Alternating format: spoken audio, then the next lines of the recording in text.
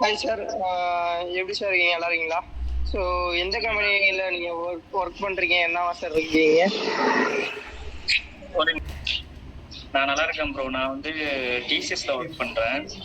டிசிஎஸ்ல application டெவலப்பரா இருக்கேன். Okay. 2 years okay sir. நீங்க வந்து கோர் என்ன படிச்சீங்க காலேஜ்ல? நான் வந்து கம்ப்யூட்டர் சயின்ஸ் ப்ரோ. ஓகே. படிச்சேன். ஸோ இப்போ மெக்கானிக்கல் ஆட்டோமொபைல் படிக்கிறவங்களாட்டி வந்து கோடிங் ஈஸியா புரிஞ்சுக்கிட்டு ஐடி கம்பெனிக்குள்ள வர முடியும்னு நினைக்கிறீங்களா, இல்லை அவங்க ஒர்க் பண்றது வந்து நெகட்டிவிட்டி தான் அதிகமா இருக்கு அப்படின்னு சொல்லி நீங்க நினைக்கிறீங்களாண்ணா? ப்ரோ அதெல்லாம் வரலாம். நீங்க தனியா கோர்ஸ் பண்ணியும் வரலாம். உங்களுக்கு கோர்ஸ் சப்ஜெக்ட் என்னென்ன இருக்குன்னு தெரியல, பட் ஆனா பேசிக்கா உங்களுக்கு ஒரு சிஆ ஜாவா பேசிக்கா தெரிஞ்சாலே போதும், நீங்க உள்ள வரலாம். பேசிக்கான கான்செப்ட் தெரிஞ்சாலே, இந்த ரூல்ஸ் கான்செப்ட் அப்புறம் சில கான்செப்ட் மட்டும் தெரிஞ்சாலே உங்களுக்கு இன்டர்வியூ கிளியர் பண்றதுக்கு ஈஸியா இருக்கும். ஓகே. ஸோ இன்டர்வியூ ப்ராசஸ்லாம் எப்படி இருக்கும், என்ன இது மட்டும் கொஞ்சம் டீட்டெயிலாக சொல்றீங்களா? நீங்க எப்படி அதை ஒர்க் பண்ணி வந்தீங்க? ஸ்பெஷலாக நீங்கள் இப்போ இன்டர்வியூவில் வந்தீங்கன்னா ஃபர்ஸ்ட் ரவுண்ட் உங்களுக்கு ஆப்டிடியூட் இருக்கும். ஆப்டிடியூட் அண்ட் வெப் எபிலிட்டி இருக்கும். ஃபர்ஸ்ட் செகண்ட் வந்து டெக்னிக்கல் ரவுண்ட் இருக்கும். டெக்னிக்கல் அண்ட் கோடிங் ரவுண்ட் இருக்கும். கோடிங் ரவுண்டும்பாங்க. தேர்டு தான் உங்களுக்கு ஹெச்ஆர் ரவுண்ட். மொத்தம் 3 ரவுண்ட் இருக்கும். ஓகே. இப்போ கோடிங்னா எந்த லெவலான கோடிங் நம்ம கற்றுக்கிறது? எந்த லாங்குவேஜ் வந்து நமக்கு இப்போதைக்கு வந்து ட்ரெண்டில் இருக்கு? ஸோ எந்த லாங்குவேஜ் படித்தா நம்மளை ஈஸியாக உள்ள எடுக்கிறதுக்கான வாய்ப்பு இருக்கு? இப்போ நீங்கள் கரண்ட்டாக இருக்கிறது உங்களுக்கு ஜாவாவே ஓகே தான். கரண்ட்டாக எல்லா இதுலேயுமே கம்பெனிலையுமே வேகன்சி இருக்கும். Front and developer, front and back and developer. நீங்கள் மொத்தமாக தெரிஞ்சுக்கிட்டேயோ அட்லீஸ்ட் பேசிக்காக ஃப்ரண்ட் அண்ட் டெவலப்பருக்கான என்னென்ன தேவையோ அது தெரிஞ்சாலே போதும், நீங்கள் உள்ள வரலாம். ஜாவா படிச்சீங்கனாலே ஓகே தான். ஓகே. ஸோ இப்போ வந்து நாங்கள் மெக்கானிக்கல் ஆட்டோமொபைல் படிக்கிறோம் அப்படின்னா ஐடிக்கு வர்றது வந்து அது குட் டிசிஷன் அப்படின்னு நினைக்கிறீங்களா, இல்லை வந்து நான் கோர் சைடே போகிறது வந்து பெட்டர்னு நினைக்கிறீங்களா? இதுக்கு வந்து நீங்கள் ஐடி சைடு வந்தாலும் ஓகே தான். பட் ஆனால் நீங்கள் படித்தது 4 வருஷம் கோருக்கு தானே. அப்போ கோர் சைடு போனால் தானே உங்களுக்கு இன்னும் அது படித்ததுக்கான யூஸ்ஃபுல் அண்டு எல்லாமே அதான பெஸ்ட்டு. உங்களுக்கு தெரிஞ்ச நாலேஜும் அதில் தான் இருக்கும் மேக்ஸிமம் அதிகமாக. ஓகே. ஏன்னா கோர் சைட் போகிறது உங்களுக்கு பெஸ்ட். கோர் சைட்லேயே இப்போ நிறையா டெஸ்டிங் பண்ணுறது இதெல்லாம் இருக்குது. ஆட்டோமொபைல் டெஸ்டிங் அதுக்குள்ளேயே நிறையா இருக்குது. என் ஃப்ரெண்டோட மாஸ்டர் தான் வேலை பார்க்குறாரு. அவர் இந்த மாதிரி கோர் இதெல்லாம் முடிச்சு வந்திருக்காரு.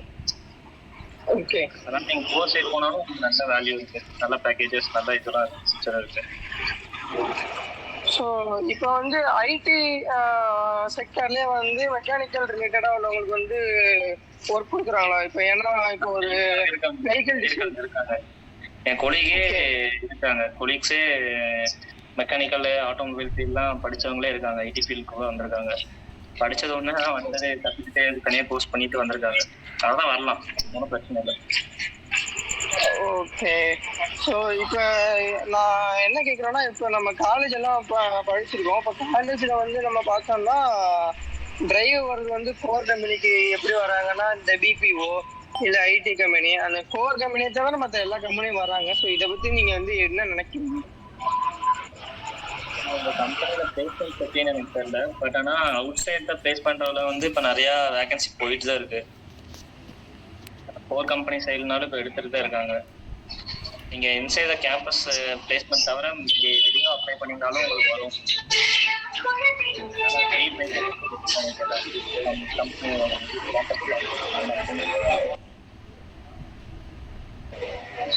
கேள்வி கேள்றாங்க ப்ரோ. நீ டிசிஎஸ்ல இப்போ என்ன ஜாப்ல ப்ரோ இருக்கீங்க?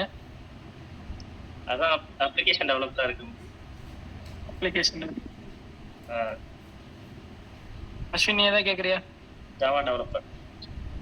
Okay bro. salary என்ன மாதிரி பேக்கேஜ் ப்ரோ?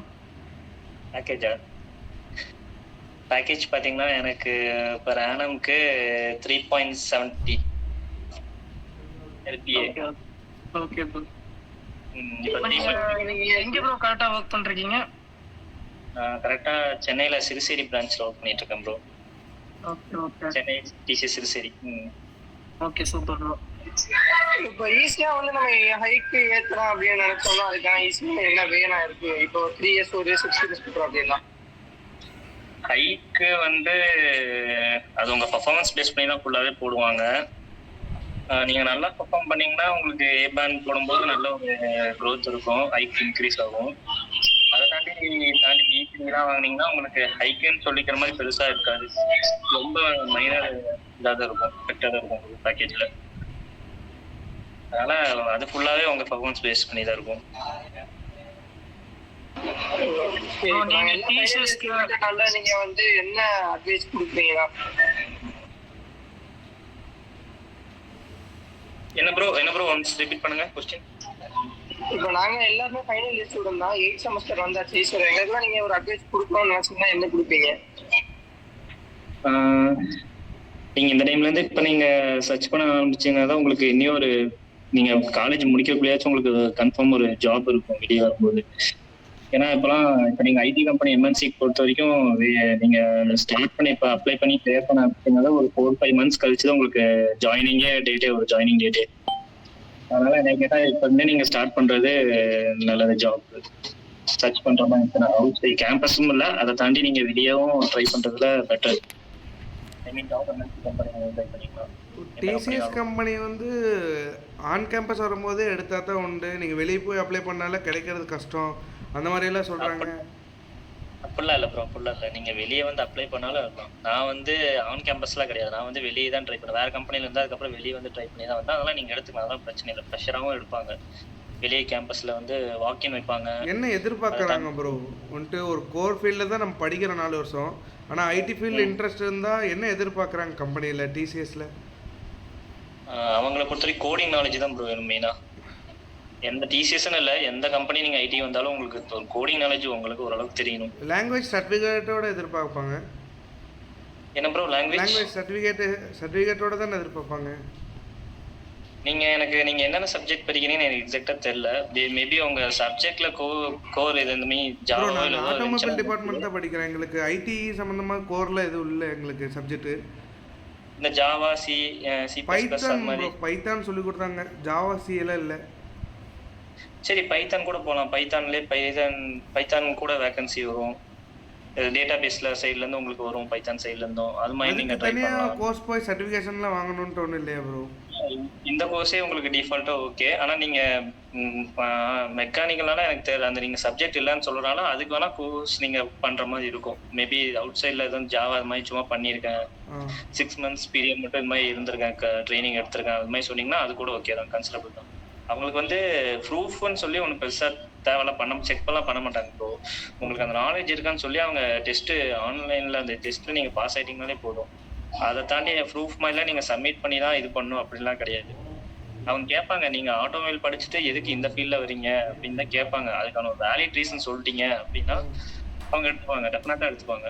அதை தாண்டி ஒவ்வொரு டைமும் உங்களை வந்து செக் பண்ண மாட்டாங்க. இந்த மாதிரி சர்டிஃபிகேட் தான் வச்சிருக்கீங்களா, இது வந்திருக்குமா வந்திருக்காதுன்னு சொல்லி அவங்களுக்கும் தெரியாது, ஐடியா இருக்காது. நீங்கள் எக்ஸ்ட்ரா தனியாக பண்ணியிருக்கலாம், நீங்கள் தனியாக உங்கள் சுயமாக நீங்கள் முடிச்சிருக்கலாம் கோர்ஸ், அதெல்லாம் அவங்களுக்குலாம் கேட்கவும் மாட்டாங்க, அவங்க கன்சிடர் பண்ண மாட்டாங்க. அவங்களுக்கு தேவை உங்களுக்கு அது நாலேஜ் இருக்கு, அதை பற்றி தெரியுது, அவங்க கேட்குற கேள்விக்கு, அவ்வளோதான். இதை தாண்டி பெருசாலாம் பிரச்சனை. இந்த ஒர்க் ப்ரெஷர்லாம் வந்து எப்படிண்ணா இருக்கும்? ஒர்க் கல்ச்சர் எப்படி இருக்கும் டிசிஎஸ்ல? அதை பற்றி ஒர்க் கல்ச்சர்லாம் சூப்பராகவே இருக்கும். ஒர்க் கல்ச்சர்லாம் இங்கெல்லாம் பெருசாக எந்த இதுவுமே இருக்காது, ப்ரெஷர்லாம் இருக்கா. டிசிஎஸை பொறுத்த வரைக்கும் ஜாலியாகவே இருக்கலாம். ஜாலியாக இருக்கலாம் மீன்ஸ் நீங்கள் பெருசாக இருக்காதுங்க. 10 பேர் இதே ஒரு ஸ்டார்ட் அப் கம்பெனி பண்ணிங்கன்னா 10 பேர் பார்க்க வேண்டிய ஒர்க்கை ஒரு ஆள்கிட்ட கொடுப்பாங்க. பட் இங்கே அப்படிலாம் கிடையாது, நல்லா ஃப்ரீயாகவே நல்லா பண்ணலாம். ஒரு டீமுக்கும் ஒரு தனித்தனியாக இது இருக்கும். டெஸ்டிங் டீம் தனியாக, ஆட்டோமேஷன் டீம் தனியாக, டெவலப்பர் டீம் தனியாக, எல்லாமே. இதே நீங்கள் மற்ற கம்பெனி ஓரளவுக்கு ஸ்டார்ட் அப் கம்பெனி போனீங்கன்னா எல்லா ஒர்க்குமே நீங்கள் தான் A to Z பார்க்குற மாதிரி இருக்கும். அதனால் ஒர்க் ப்ரெஷர்லாம் இருக்காது. நல்ல டீம் அமைஞ்சா வந்துட்டு ஸ்மூத்தாக இருக்கும்னு சொல்கிறீங்களா? ப்ராஜெக்ட் எல்லாமே உங்களோட டீம் ப்ராஜெக்ட் என்னோட டீம் எனக்குள்ள ப்ரோ சரியா கேட்கல, விட்டு கேட்டுச்சு ப்ரோ. உங்கள் டீம்மேட்லாம் சொல்கிறீங்களா எல்லாத்துக்கும் ஒவ்வொரு டீம் இருப்பாங்கன்னு? உங்கள் டீம்மேட்டெல்லாம் வந்து உங்கள் டீம்மேட்டை பொறுத்து தான் இந்த உங்களுக்கு ஒர்க் ப்ரெஷர்லாம் இருக்கும் அந்த அளவுக்கு? மேக்ஸிமம் எல்லா எம்என்சி கம்பெனிலுமே தனித்தனியாக டீம் தான் ப்ரோ இருக்கும். நீங்கள் டெவலப்பருக்கு தனியாக ஒரு டீமும், டெஸ்டிங் டீம் ஒரு டீமும், ஆட்டோமேஷன் டீம்னு எல்லாத்துக்குமே எல்லா ப்ராஜெக்ட்ஸ்லையுமே எல்லா கம்பெனிலுமே தனித்தனி டீம் தான் வச்சுருப்பாங்க. ஏன்னா அவங்களுக்கு வந்து ஃபண்ட் பிரச்சனை எதுவுமே இருக்காது. இதே நீங்கள் ஸ்டார்ட் அப் கம்பெனி போனீங்கன்னா வந்து ஃபண்டை குறைக்க பார்ப்பா. உங்களுக்கு அந்த மொத்தமா இதுதான் பண்ண பார்ப்போம். அதனால ஒரு 10 2-3 பேர் ஆள் சேர்ந்து பார்க்க வேண்டிய வேலையை ஒரு ஆள்கிட்டே தள்ளுவோம். A to set. இப்போ நீங்க ஃப்ரண்ட் அண்ட் டெவலப்பரா போனீங்கன்னா நீங்க அது மட்டும் பார்க்க மாட்டீங்க. பேக் அண்ட்ல டேட்டாபேஸும் பார்க்கணும், வெப்சைட் யூஐயும் பார்க்கணும், யூஐ பத்தும் பார்க்கணும், டெஸ்டிங்கும் பார்க்கணும், எல்லாமே பார்க்கணும் ஒரு ஸ்டார்ட் அப் கம்பெனி மாதிரி போனீங்க.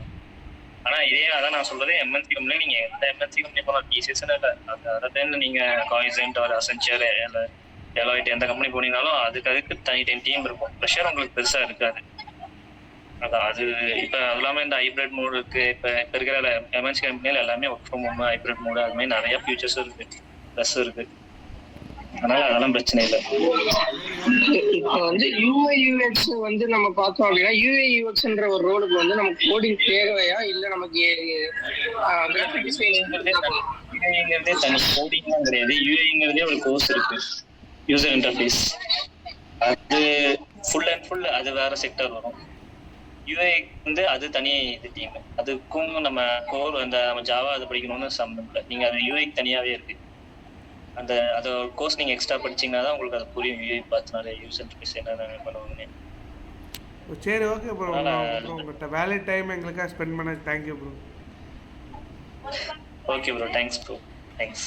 இது தேங்க்யூ ஸோ மச்.